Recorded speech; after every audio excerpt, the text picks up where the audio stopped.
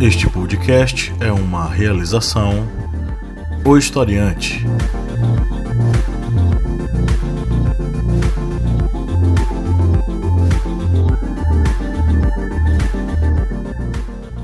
Olá, historiantes! Aqui é o professor Pablo Magalhães. Estamos iniciando mais um podcast.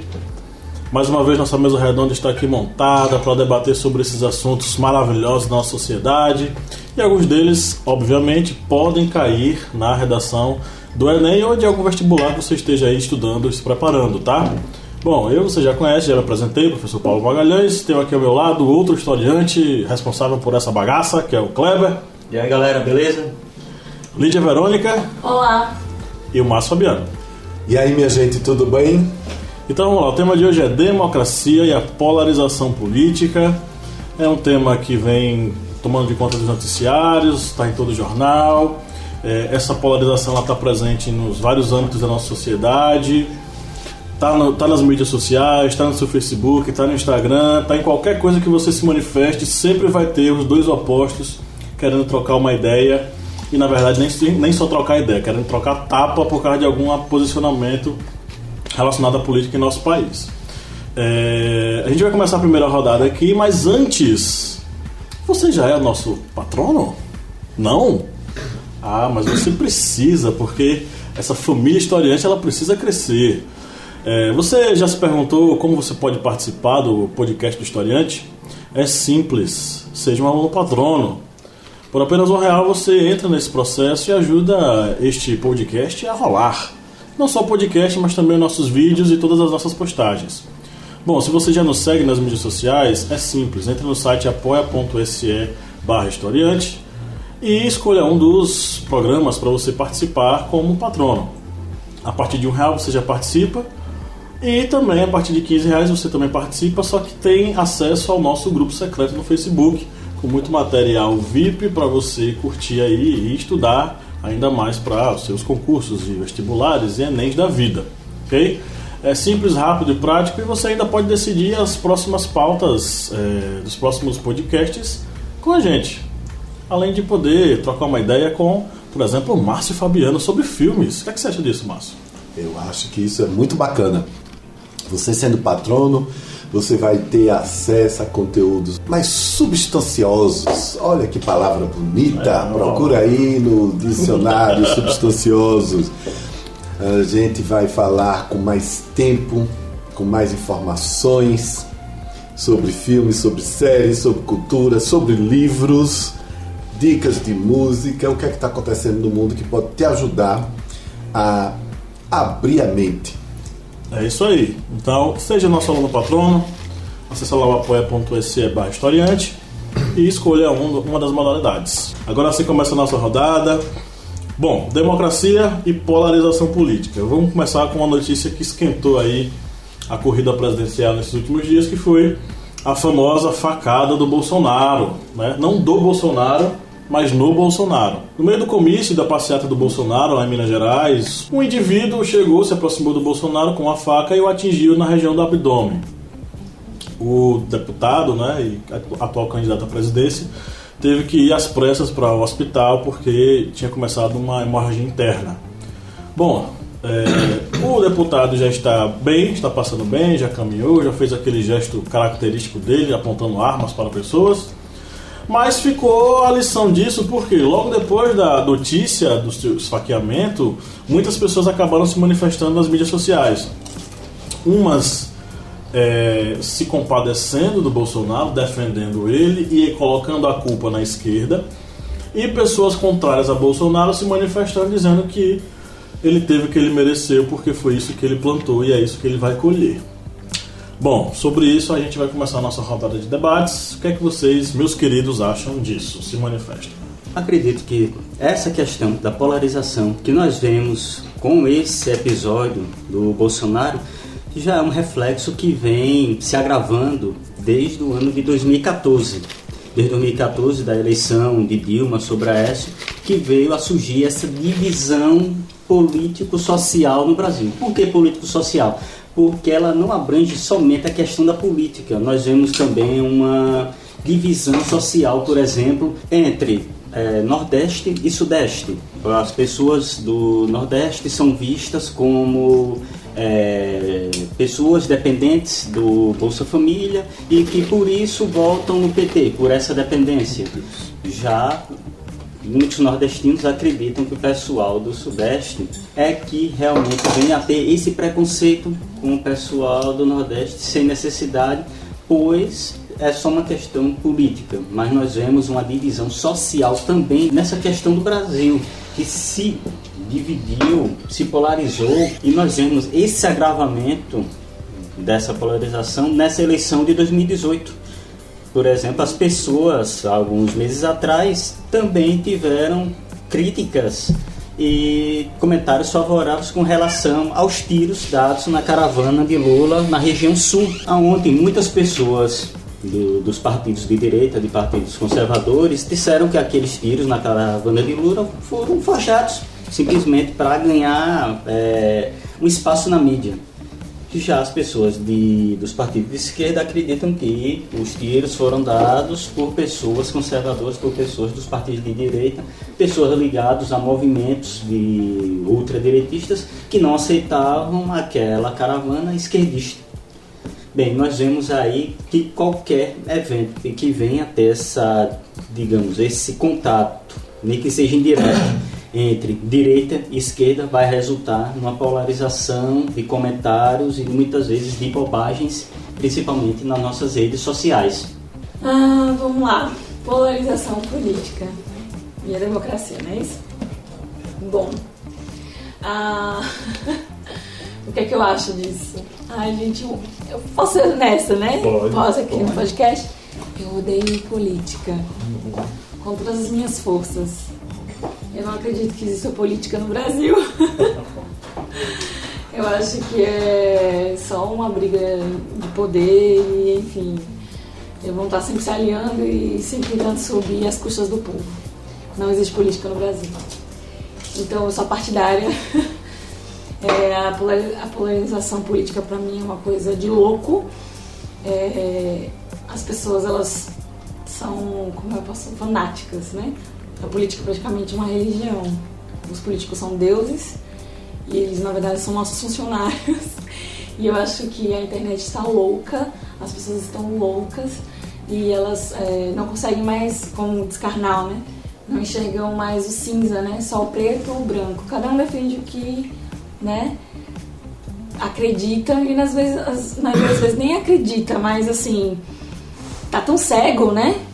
Que acaba definindo tudo. A polarização política, na minha opinião, é uma cegueira social, assim, as pessoas estão loucas, fanáticas e estão cegas. Em vez de chegar ao todo, só enxerga o que quer mesmo, né? Metade da história ou simplesmente defende aquilo ali sem a pessoa nem sequer ter pedido, merecido ou sequer falado, mas é distorcido pro bem. É um maniqueísmo, né, que fala? Tem uma maniqueísmo. Mal e bem, assim, de uma forma, né, extremista. As pessoas são loucas. A polarização política ocorre, primeiro, nós não temos educação política. Nós não fomos educados para entendermos os processos políticos. Essa classe política que hoje está aí dominando, seja a esquerda ou seja a direita, é uma classe que a gente pode dizer de privilegiados, de pessoas que entendem os processos, os sistemas, como é que as coisas são feitas em Brasília ou nas assembleias legislativas ou em câmara de vereadores, salvo raríssimas exceções. Mas se levarmos em consideração que grande parte da população brasileira entende como política apenas a situação em que alguém vai ou não, ou vai começar a mandar, ou alguém vai começar a deixar de mandar, aliás, vai parar de mandar na população, a gente começa a compreender essa polarização. Eu acho que a polarização também, mais uma vez, volto a falar, tem a ver com a falta de educação nossa sobre história, sobre política, sobre filosofia, sobre ética, sobre moral, porque a polarização indica uma ausência total de diálogo. A polarização é quando eu quero impor a você aquilo que eu penso e eu não quero nem me dar o direito de ter que ouvir você. Eu preciso ouvir você também. Necessariamente o que eu penso politicamente, eticamente, não significa o que você pensa, o que você quer. Então nós temos isso, aí quando você junta nisso, nesse balaio, 90% da população que não lê um livro, 90% da população que não se interessa sobre, não quer entender quais são as regras do parlamento, as regras do executivo, as regras do judiciário. Ela simplesmente acha que isso daí é coisa de gente grande, deixa pra lá, isso daí não é briga nossa e tudo mais. Aí você vem essa situação que está no Brasil. O que é assustador é que onde não há educação, onde não há verdade, esclarecimento, sempre há oportunidade para surgirem coisas ruins. Totalitarismo, sejam eles quais forem ideologicamente, não é? E imposição de restrição de direitos humanos, imposição de restrição de liberdade. Precisamos, mais uma vez, estarmos alertas. Gente, dá trabalho saber das coisas, mas é obrigação minha, nossa, é obrigação nossa ir descobrir como é que funcionam, qual é o papel de cada poder, qual é o papel da mídia, por quê, o que é uma concessão de televisão, o que é uma TV pública. A gente precisa saber dessas coisas, porque são essas coisas que estão nos dominando. É isso. O problema principal nisso tudo também está gerando o seguinte aspecto. O brasileiro, de modo geral, é desinteressado em relação à política. Ele entende política como algo que, como é que eu posso dizer, é feito por pessoas sujas e só pode ser feito por pessoas sujas. E para você entrar nesse meio, você precisa se corromper. Então, muitos desses brasileiros, eles encaram essa política dessa forma e eles enxergam da seguinte maneira: se eu entrar na política, eu vou me corromper. Logo, não posso me envolver, ou só vou me envolver se for do jeito que já é praticado aqui, certo? E essa aversão à política, essa coisa de que política é assim, não irá mudar, reafirma o sistema político que já existe e faz com que ele fique cada vez mais fortalecido. Porque se você não tem ninguém que questione esse sistema, ele permanecerá, não será alterado. Entendeu?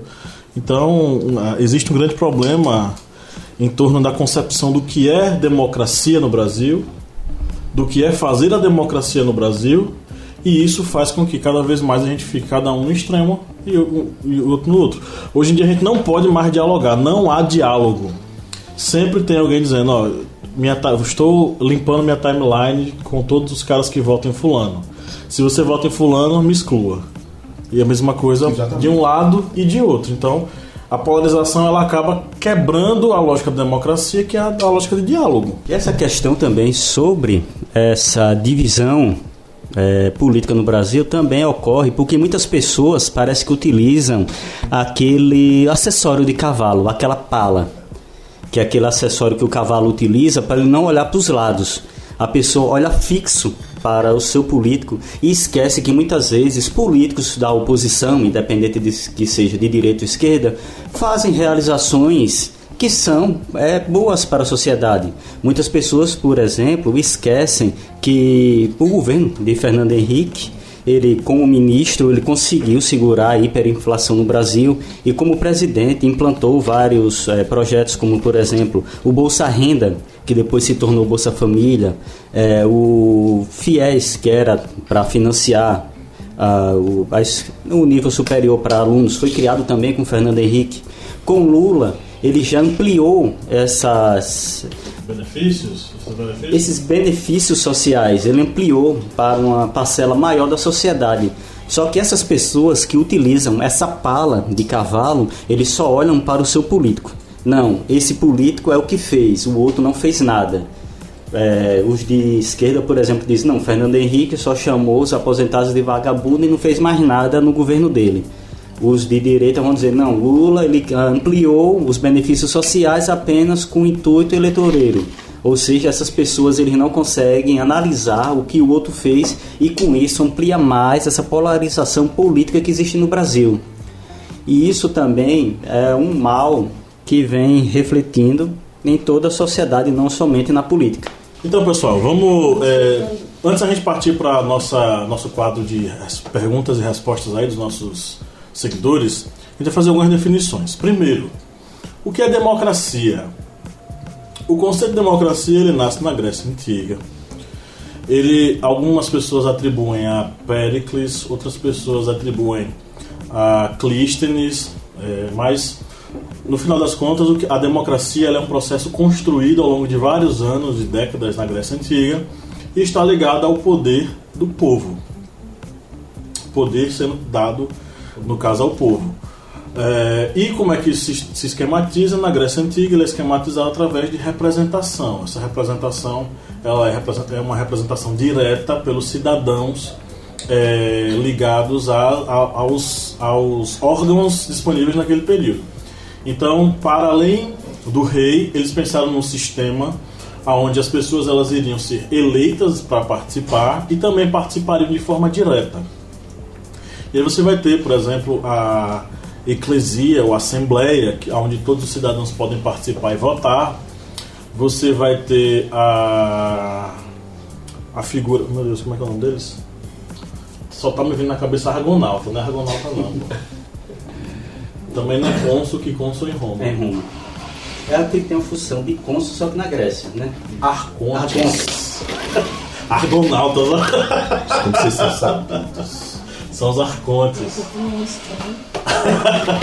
Então, eles criam também a figura dos arcontes, que são aqueles caras que são, na verdade, é o poder executivo, né, da cidade. Aí você vai ter também a bulé, que é tipo o Senado, onde você vai ter a votação das leis. Então, note, são órgãos que são divididos nessa democracia. Então, essa democracia ela é exercida pelo povo. E tem outro conceito que vocês vão ter que manjar, né, que é o conceito de Estado de Direito. Aí já não é mais comigo, é com Lídia. Bom, o Estado de Direito é a situação jurídica, né? É a forma escolhida para governar de acordo com as normas. Estão todos submissos à legislação, inclusive a maior autoridade, né? Então, entra aí também a teoria da separação dos poderes, né, para poder definir essa hierarquia por conta da burocracia, né, para que toda a legislação seja cumprida por todos os órgãos, todas as pessoas, inclusive os, como eu posso dizer, os políticos, né, os elegidos para governar. São os funcionários. Enfim, o Estado de Direito está relacionado a essa situação jurídica que o Estado escolhe se submeter, né? Todos estão abaixo da lei. Bem, aproveitando o assunto, falando sobre política, a gente vem logo a recordar sobre a questão da polarização política. E o que seria a polarização? Essa polarização seria a divisão da política em, digamos, dois lados, em duas partes. Cada um vai defender ideologias ou até mesmo questões de governabilidade diferentes um do outro. E por isso se dá essa polarização, essa divisão. Só que a polarização política é uma coisa boa. Por quê? Porque na polarização política vamos ver as ideias, vamos ver o que cada partido ele vai pensar sobre aquele fato. Porque o que é errado, o que é ruim é a radicalização, o extremismo político. Isso daí é que é nocivo para a democracia. A polarização não. Vocês se lembrem quando se tiver lá na redação do Enem sobre a questão de polarização política, vocês vão descrever que é uma coisa boa porque vocês vão ver os aspectos políticos e ideológicos de cada partido. E vão responder que o que é nocivo para a democracia é a radicalização, o extremismo de ideias. Bom, sabendo disso, vamos para então tá. Então tá. Por que você faz essa voz de good times? Good times.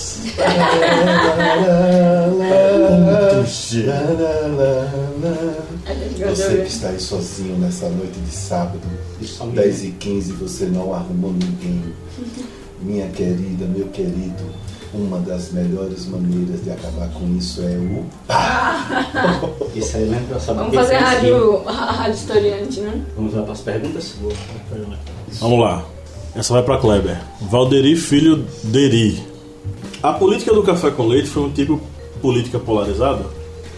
A política do café com leite, ele não vai ter essa característica de uma política polarizada. Por quê? Porque eles privilegiavam oligarquias que não tinham diferenças ideológicas ou diferenças partidárias. Eles dividiam o poder entre oligarquias, ou seja, não havia essa polarização de ideias que resultassem numa polarização política, numa divisão entre partidos.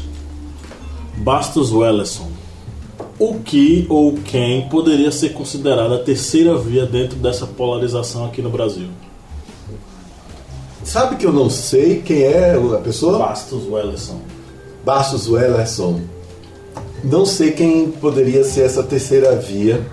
Particularmente não enxergo uma terceira via, porque, como bem disse nosso colega Kleber, o que nós estamos vendo agora não é mais uma polarização, são situações de extremismo político, com lideranças políticas se aproveitando da situação caótica do Brasil para implantar ideias nocivas à nossa liberdade social.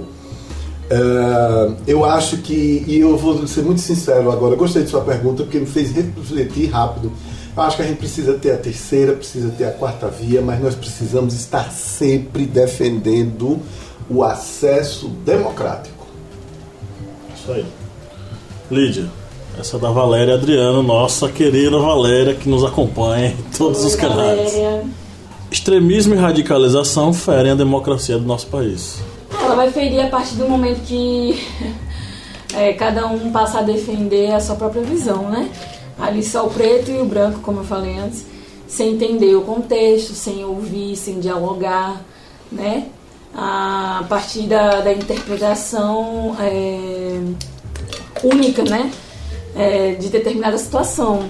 Então você pode levar as coisas ao pé da letra e acabar por não... Como é que eu posso dizer? Não analisar, né, a situação, como eu já falei, e acaba que a democracia ela não alcança a todos, né, a um determinado grupo, que é geralmente quem, né, pode estar no poder e acaba privando outras pessoas de exercer o seu direito, né. E aí o extremismo pode sim ferir a democracia a partir do momento que um grupo centraliza ali, né, o entendimento sobre determinado... E persegue também, né, no caso. Persegue. Porque extremismo pressupõe aquela ideia de que não vou deixar que o outro fale. Eu vou te aniquilar. E o pressuposto da democracia é o debate, né? O debate de ideias. A troca das ideias. Aliás, eu fui bastante extremista agora com salgadinho com guacamole. Peço desculpas. Próxima pergunta. Vai. Só uma coisinha para fazer só completar a ideia de doutora Lígia, é que no Brasil nós vivemos uma ideia no meio da classe política de que quanto pior, melhor.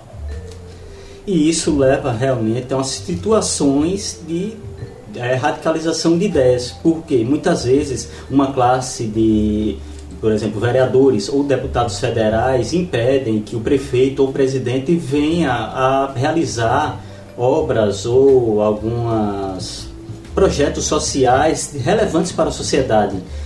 Como esse presidente e esse prefeito eles não conseguem fazer porque suas câmaras legislativas não aceitam isso, muitas pessoas radicalizam dizendo prefeito tal é de partido tal e não faz nada. E os outros que defendem esse prefeito ou esse presidente também vão dizer, não, ele não está fazendo por causa do parlamento ou da Câmara de Vereadores.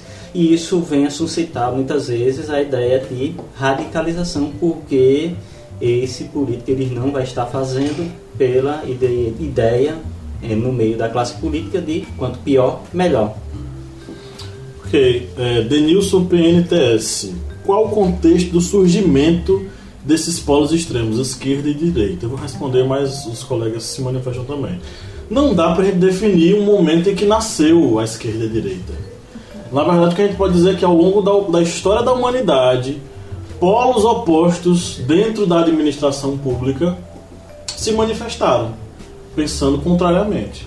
Classicamente, a gente tem o pensamento ligado à oligarquia e o pensamento ligado às classes populares. E isso vem se modulando ao longo da história.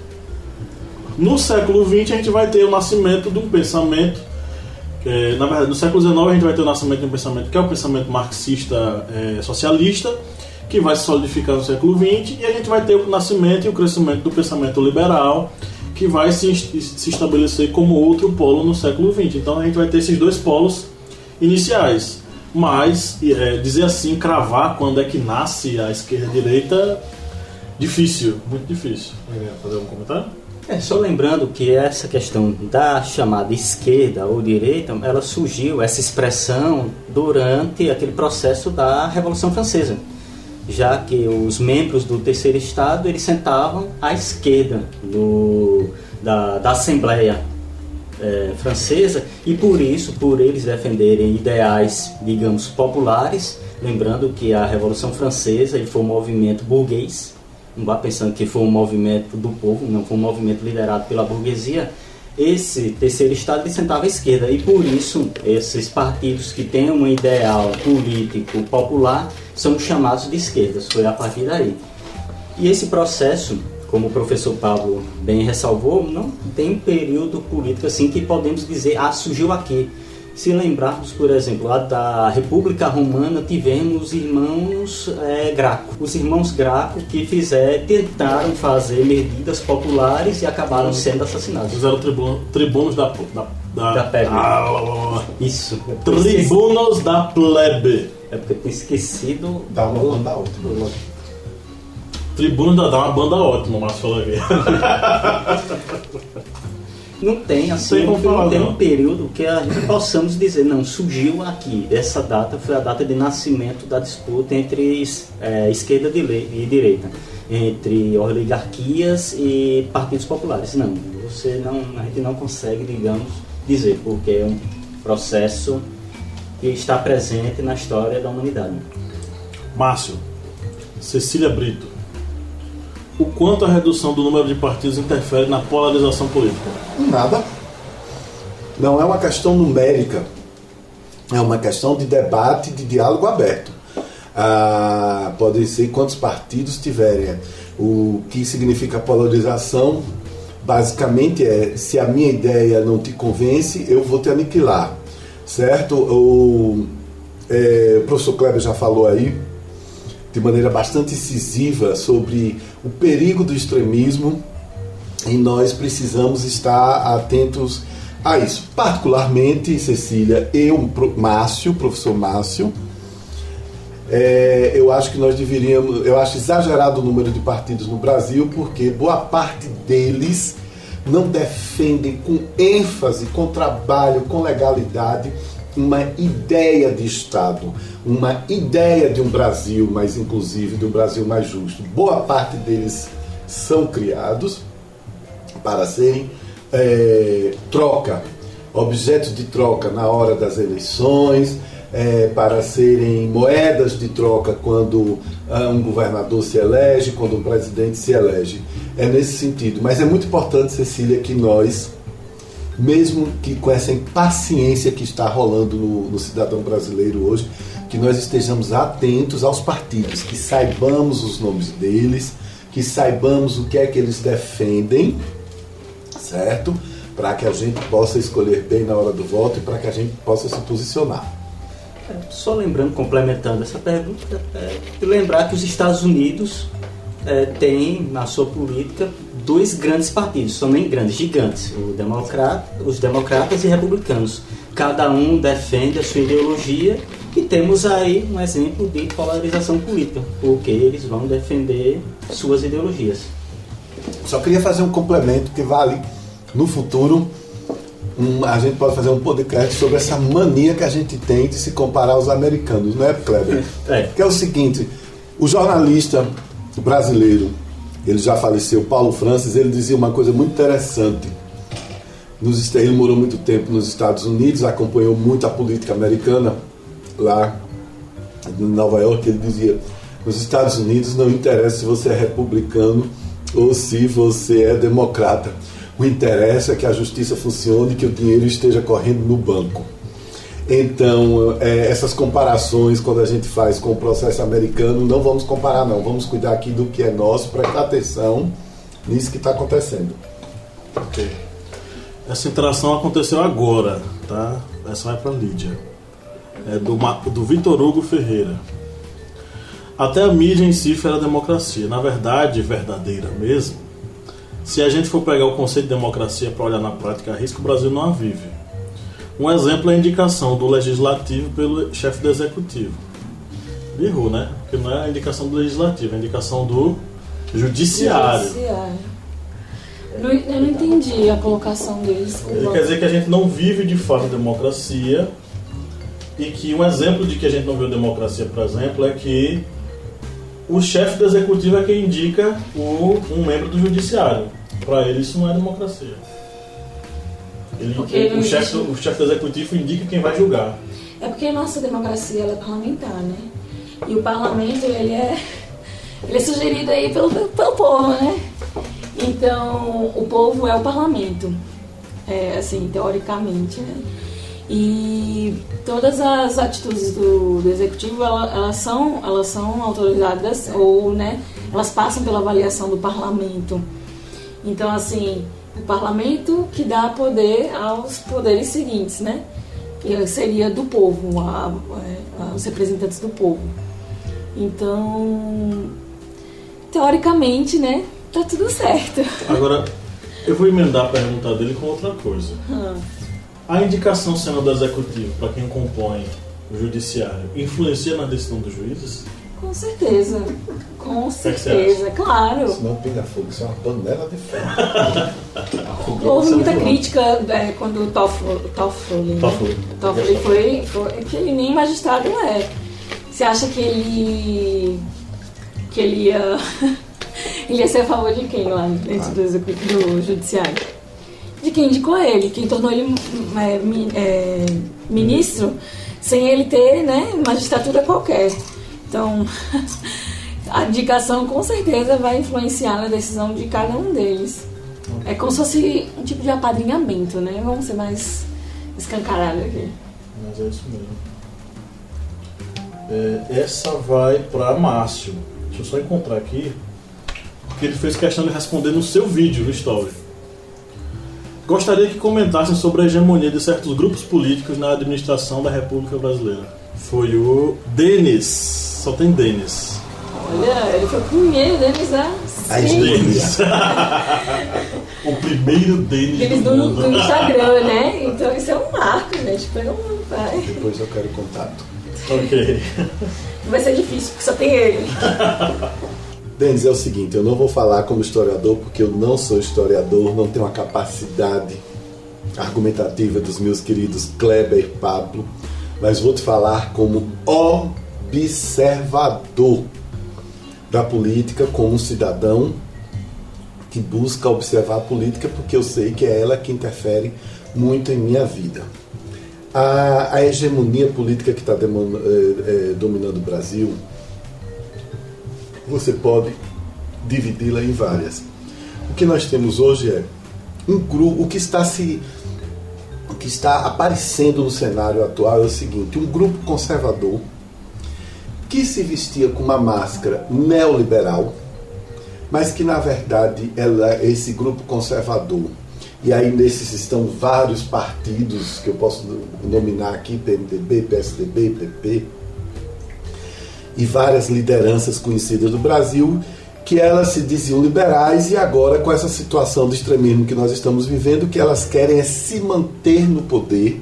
E observem, sabe qual é o grande segredo, Denis? É quando você vai observar uma liderança dessa, seja a esquerda e a direita, repare no trajeto político dela. Repare, observe e estude as alianças que essa pessoa, seja homem ou mulher, fez ao longo da sua vida política para se manter no poder. Repare E isso é muito sério. Como são as relações dessas pessoas com os grandes grupos de imprensa. Repare como são as relações dessas pessoas com os grandes grupos empresariais. Sejam eles brasileiros, sejam eles no estado, na própria cidade onde elas convivem. O que nós temos é uma tentativa de se manter esse poder por mais tempo. Por quê? Do outro lado da hegemonia, tem um grupo de partidos, de pessoas, de ONGs, de ideias, que pretende que o país seja mais inclusivo, que pretende que haja mais justiça social, que pretende que o que é nosso de riqueza natural, como florestas, rios, aquíferos e petróleo, sejam utilizados em nosso benefício. Essas diferenças, que são fundamentais numa concepção de Estado, numa concepção de Brasil, é que estão fazendo essa briga ferrenha que nós vemos hoje. Certo? E aí o que é que vai acontecer? A hegemonia faz com que antigos desafetos hoje se tornem aliados, certo? Passem por cima de seus ideais simplesmente para se manter no poder executivo, no poder da caneta, no poder de decisões. Ok. Última pergunta. A democracia era plena na Grécia Antiga? Será que ela é plena nos dias de hoje? Essa pergunta é da Kel Bark. Deixa eu ver aqui, só confirmar. O nome que está aqui é Black Magic Zombie Hooker. Então vai na Kel Bark mesmo. Bem, a democracia se prega aqui na Grécia Antiga, existia a democracia, mas era uma... Isso era a democracia plena, no caso. Democracia plena, isso. Bem, na Grécia Antiga, a gente não pode citar como uma democracia plena, pois havia exclusão de classes sociais, digamos, da eleição dos membros, de toda a sua estrutura administrativa.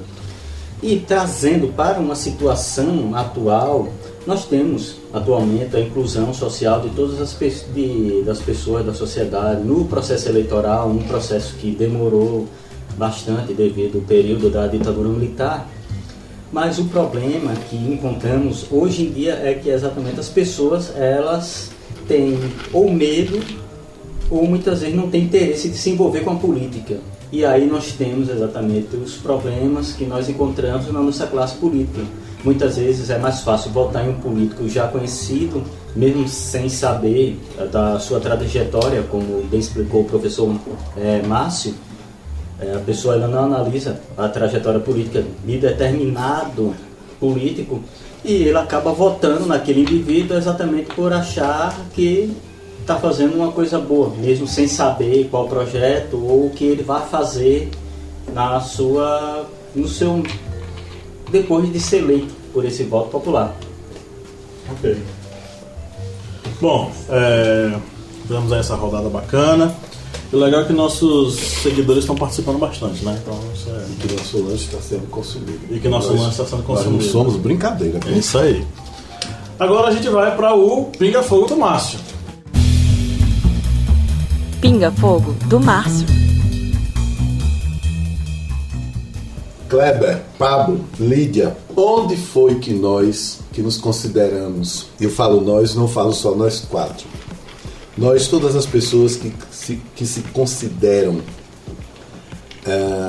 com ideias relevantes, com ideias de inclusão, de justiça social, com ideias supostamente melhores para a sociedade, onde foi que nós falhamos e deixamos que essa onda de conservadorismo tão ruim assole o Brasil?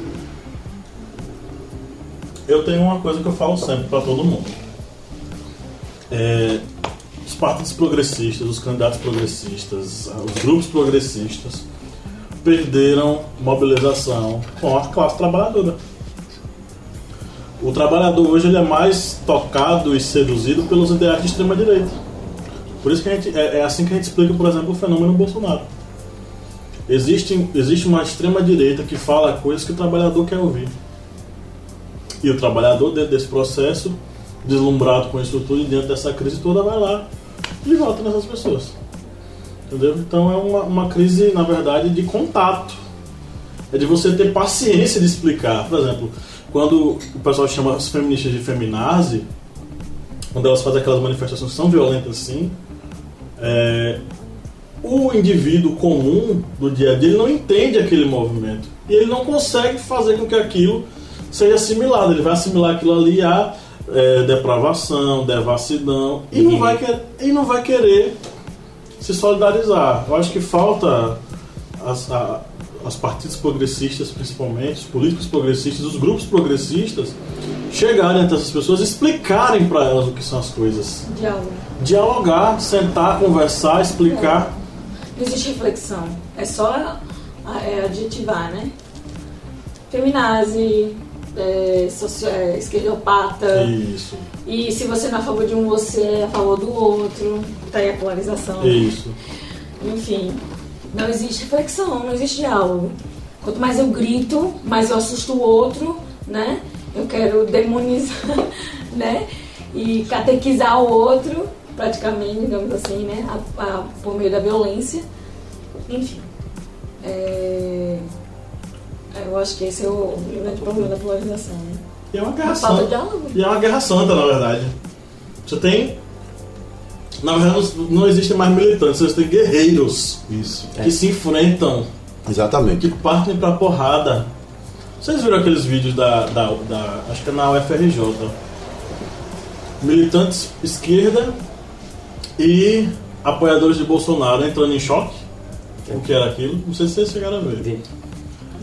Era porrada, era agressão. O cara chegava e empurrava o outro e começava a porrada, entendeu? Bem como o professor Pablo disse aqui mesmo, foi exatamente essa distância que acabou se criando entre os movimentos de esquerda e até mesmo algumas ONGs e movimentos populares da própria população. Foi quase como se boa parte dos políticos acabassem se isolando em uma bolha e perdendo esse contato com a população. E esse contato ele acabou criando um distanciamento.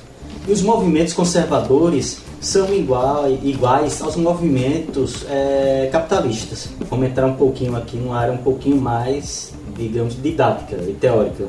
Pois os movimentos capitalistas, eles conseguem analisar o que está faltando para aquela sociedade e dar um pouquinho daquela necessidade, suplantar um pouquinho daquela necessidade popular, exatamente para atrair as pessoas para esse movimento do capitalismo.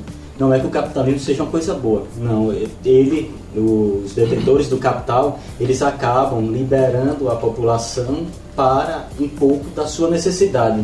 E exatamente isso o que os movimentos conservadores conseguiram ver na população. Eles viram o que a população estava precisando.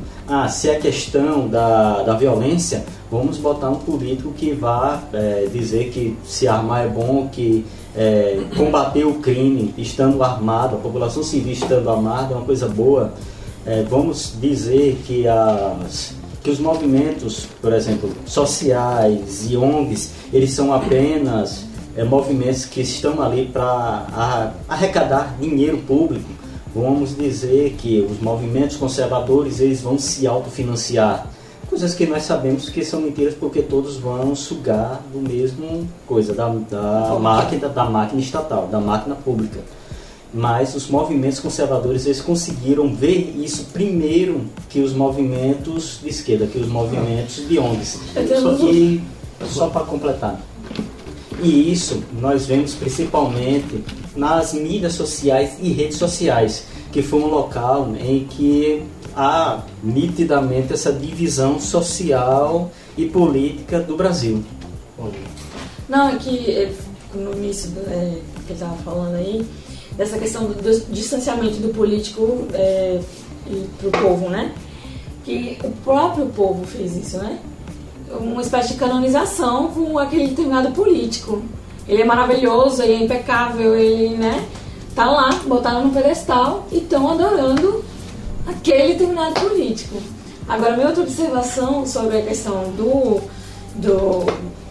desse discurso de ódio, de se armar e tudo mais. Assim, vamos logo repetir, né? Sou partidária, não boto nem esquerda e direita. Mas enfim, se hoje o Brasil tivesse liberado arma, Bolsonaro ia estar vivo? Dificilmente. Uma faca, né? Uma faca. E há quem coloque isso de forma... Há quem releve, tipo, faça uma coisa tipo... Mas é essa coisa do fanatismo. Ele não defendeu, ele não se posicionou, não falou nada, mas a partir daquela linha de raciocínio que eu quero defender, eu crio teorias e, né, vou defendendo a qualquer custo aquele pensamento sem pensar, né, no todo, aqui na situação, enfim, cegueira. E aí tem outra coisa que você estava falando. Quem foi que aprendeu primeiro a usar o YouTube como plataforma de difusão? Se não foi a direita. Quem foi que primeiro aprendeu a usar o YouTube como plataforma de difusão? Se não foi o MBL, se não foi o Mamãe Falei, se não foi o Nando Moura, se não foi a galera de direita. E pra quem a plataforma do YouTube fala? Pra pessoas jovens, em sua grande maioria. E quem são o grosso das pessoas que dizem que vão votar em Bolsonaro? Vão votar nos partidos de direita, digamos assim, que se declaram conservadores hoje, são adolescentes. A onda conservadora que você está falando, Márcio, ela não está vindo dos mais velhos para os mais jovens, é o contrário. Os mais velhos são praticamente progressistas, né? Isso, os mais jovens são mais conservadores que os mais velhos. É praticamente uma tentativa de ver aquilo que eles não viveram, né? O Márcio quer falar? Não. Vou aguardar a minha facada. Então, bora lá? Mano. Pinga fogo reverso. Pinga fogo pro Márcio. Pinga fogo pro Márcio. Vai ter mesmo? Professor Márcio, nós estamos falando aqui exatamente de uma questão da polarização política, a divisão radical dentro da política brasileira. Mas o que o professor vê também nessa polarização que vemos dentro da sociedade, como, por exemplo, entre grupos religiosos ou entre até mesmo torcidas organizadas de times de futebol, que era um esporte para ser lazer, mas acabou se tornando campo de batalha para torcidas. É preciso analisar sob diversos ângulos.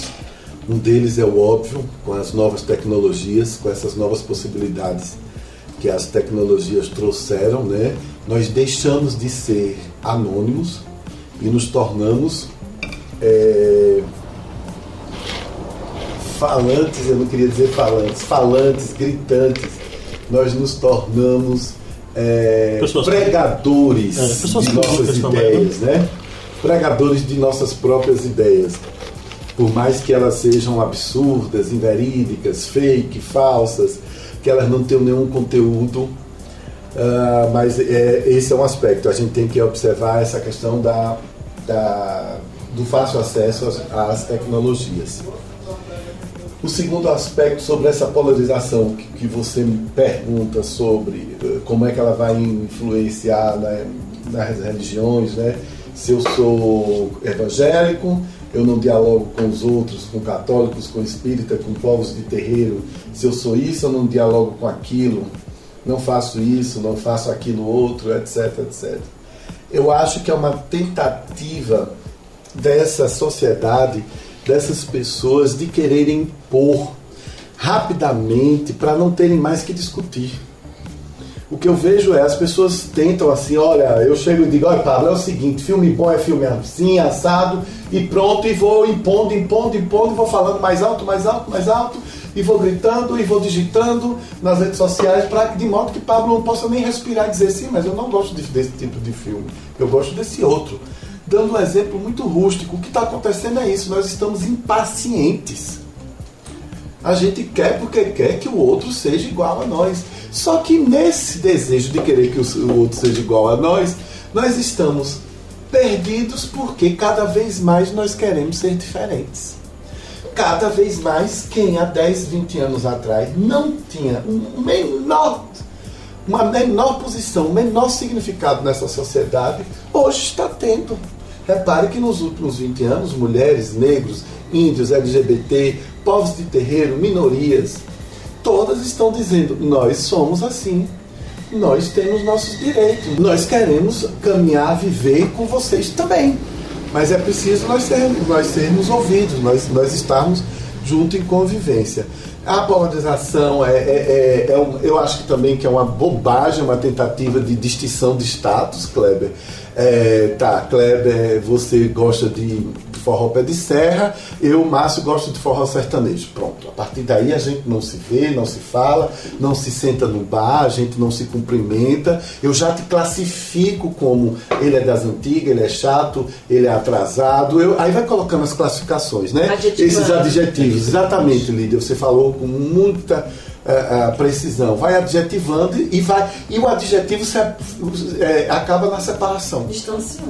Nessa distância, né? Eu deixo de te conhecer, deixo de conviver e tudo mais. Isso é perigoso, isso é medíocre. Acima de tudo, Kleber, isso é medíocre, que isso não vai nos elevar intelectualmente, não vai nos tornar muito mais empoderados no futuro como cidadãos brasileiros. De jeito nenhum, isso é medíocre. Olha, é impossível nascer no Brasil e não ser plural. É impossível. Eu até compreendo que alemães, ingleses, certo? Franceses, espanhóis, sejam tão ciosos de suas tradições e de suas referências e tudo mais, mas nós somos plural. Nós somos branco, índio, negro, nós massacramos a nós mesmos. Em diversos momentos da história, vocês sabem muito bem quem teve os portugueses massacraram negros, massacraram índios, mas nós somos plural, nós somos forró antigo, forró pé de serra, forró sertanejo, nós somos várias literaturas, nós somos Roberto Carlos, nós somos Johnny Hooker, nós somos tudo isso, é impossível não ser plural. E essa polarização, quer dizer, tudo bem, vai lá, você tem um partido, você tem um time, você tem um gosto musical, você tem uma preferência literária, você as cultiva, você cultiva isso, de modo que você vai fermentando e fomentando a sua personalidade como cidadão. Mas isso não pode estragar a sua convivência, senão vai ser impossível.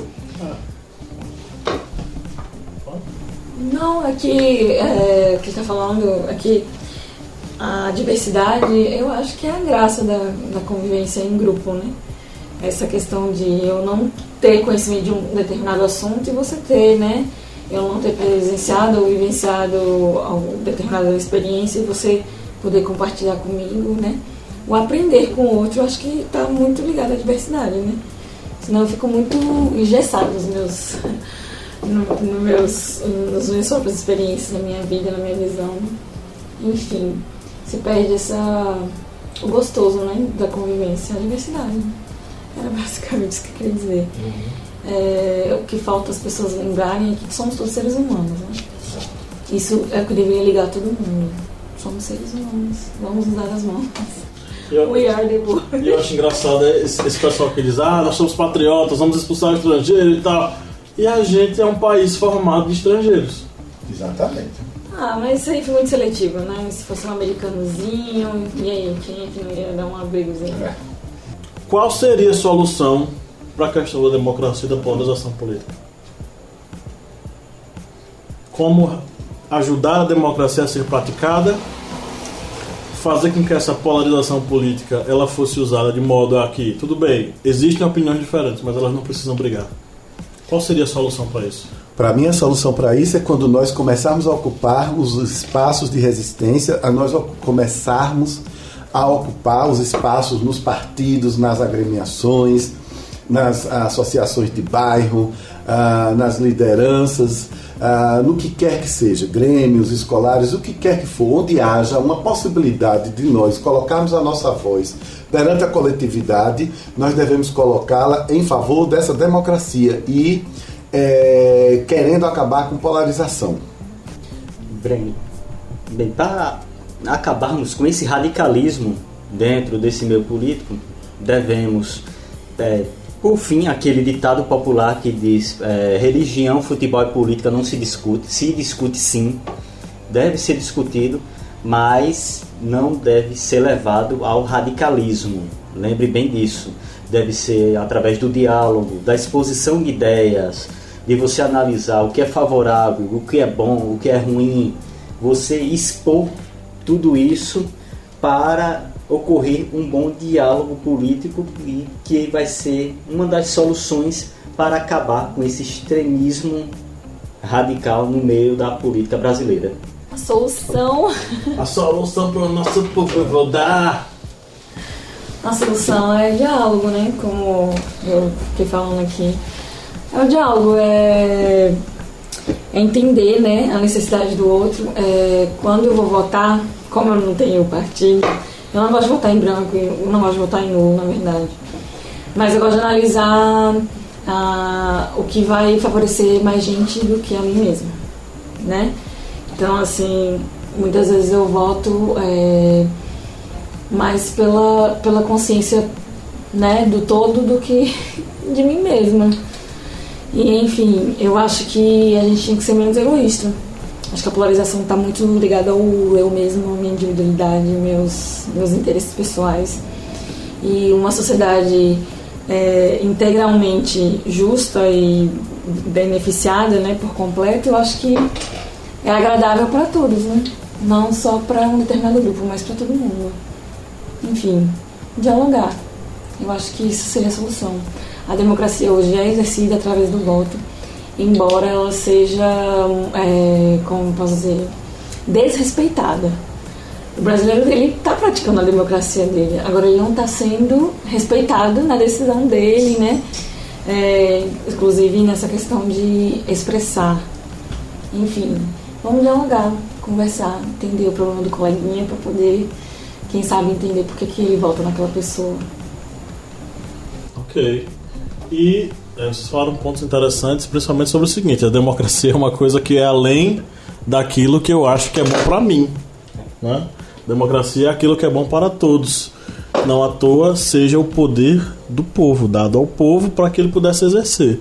Então, quando chegar alguém e disser que as minorias têm que se curvar às maiorias, quando chegar alguém que chegar para você e disser que tem que matar mesmo porque enfim, não merecia estar vivo, cuidado, essa pessoa ela é perigosa e ela pratica uma coisa que não é democracia, é outro ideal que está localizado ao espectro extremo chamado totalitarismo. Democracia e totalitarismo não andam juntos, andam separados. E agora a gente vai para as nossas indicações. Dicas culturais. Quem começa? Eu posso começar? Tu quer começar? Vai lá. Bem, a minha indicação é simples, é apenas um livro pequeno, você consegue ler rapidinho, é um livro de Voltaire.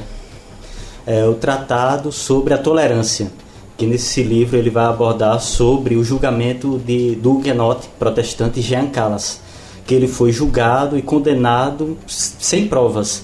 E Voltaire aborda esse livro exatamente, que ele foi julgado e condenado não por um crime que ele cometeu, e sim pela diferença religiosa, já que ele era um huguenote e a França vivia naquele terror, que era aquele terror das guerras de religião, e que o tribunal era formado por católicos. Ou seja, ele foi julgado e condenado não pelo crime, mas apenas pela sua religião. E nós vemos aí exatamente um livro excelente para você compreender que o poder ele deve ser utilizado para o bem. Ele deve haver essa tolerância entre as diferenças, independente de sua religião, de seu ideal político, de seu gosto musical, cultural. Deve haver a tolerância entre as pessoas. Muito bem. Tenho algumas indicações. A minha indicação, a primeira, é o Que é Esse Companheiro, que What's up, bro? que fala aí sobre justamente essa questão da democracia, né? As pessoas vai interferir diretamente na questão da democracia na época do golpe, né, militar. E aí, em 68, acaba tendo um golpe dentro do golpe, né? O ato constitucional, que acaba sendo sancionado para cortar aí a liberdade da imprensa. E enfim, o filme é em torno desse ano. E aí jovens militantes que vão às ruas, como eles não têm voz, eles acabam tendo que pegar em armas e, enfim, militar através de formas mais extremas, né? Enfim, é um filme muito legal, eu acho muito interessante pelo contexto histórico e para entender aí a violação de alguns direitos, né? Que hoje hoje em dia nós temos acesso e um dia nós não tivemos, né? Eu digo isso nós como Brasil. Enfim, o que é esse companheiro? A outra indicação é A Vida dos Outros também, que aí fere completamente. Eu acho que eu já indiquei A Vida dos Outros aqui, né? Eu acho um filme bem interessante. E um documentário que eu também acho interessante, também é da época do golpe, né? Enfim, é Vlad, 30 anos depois, que é a história de Vladimir Herzog, né? Enfim, eu acho muito interessante, porque nas escolas eles geralmente não falam desse jornalista, e ele foi uma pessoa que lutou muito pela democracia, né? Ele passa em branco. Ele lutou muito pela democracia. Eu descobri a existência dele através desse documentário, que tinha o quê? 18 anos, entendeu? Então, eu acho que seria interessante essa geração aí conhecer um pouco da nossa história política para entender um pouquinho mais da democracia e exercê-la melhor, claro. Vou fazer a minha indicação de Márcio. Márcio vai encerrar a rodada.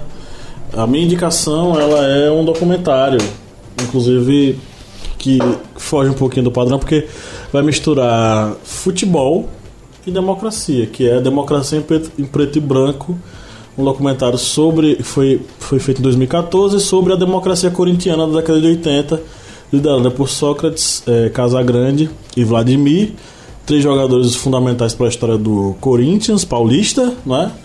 Da sociedade, como é que é? Sociedade Esportiva Corinthians Paulista, eu não sei. Desculpa os corintianos. Mas ele trata sobre o momento em que esse grupo de jogadores resolveu se reunir e dizer o seguinte: os encaminhamentos do Corinthians serão tomados mediante votação. E a gente vai dizer se a gente quer se organizar, se a gente quer fazer concentração, se a gente quer ir para casa através do voto. E isso revolucionou o meio futebolístico, porque quem decidia os encaminhamentos do clube eram os jogadores, não eram os dirigentes, não era o técnico. E também isso reverberava o contexto político do período. Era um processo de reabertura do país, a ditadura, na verdade, vinha perdendo espaço e já se fomentava, né, o retorno dessa democracia, e o Corinthians meio que tomou a frente. Inclusive o Sócrates apareceu como um jogador que foi baluarte das diretas já. Enfim, foram jogadores fundamentais no processo democrático dentro do Corinthians e fora do Corinthians. E esse documentário é muito bom, A Democracia em Preto e Branco, 2014. Ok, eu indico o filme que eu assisti recentemente. Na verdade é um documentário, chama-se O Processo.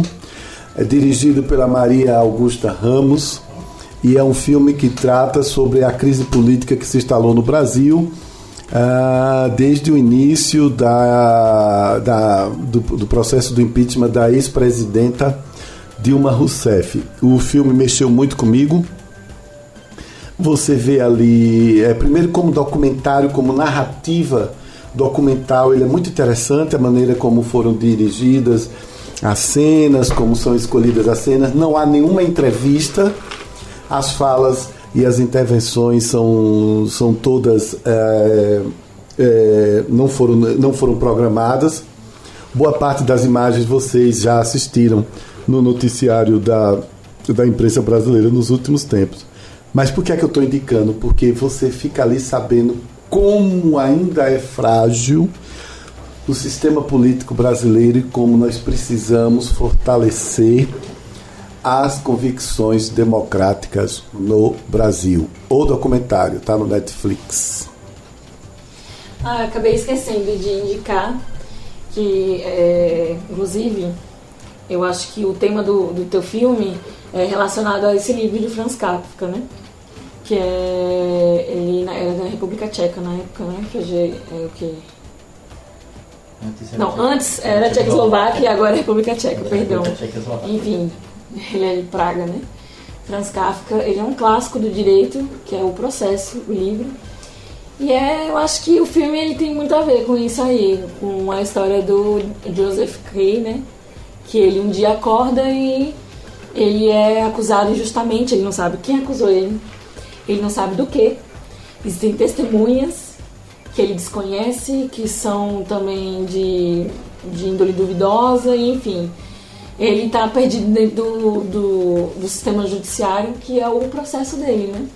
E enfim, eu acho que tem uma relação esse filme com o livro.